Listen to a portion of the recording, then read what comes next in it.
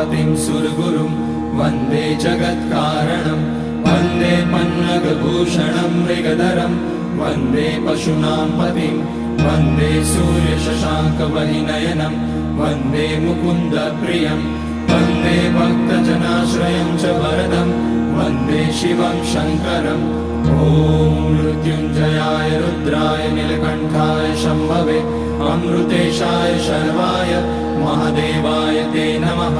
नमस्तेऽस्तु भगवन् विश्वेश्वराय महादेवाय त्र्यम्बकाय त्रिपुरान्तकाय त्रिकाग्निकालाय कालाग्निरुद्राय नीलकण्ठाय मृत्युञ्जयाय सर्वेश्वराय सदाशिवाय श्रीमान् महादेवाय नमः।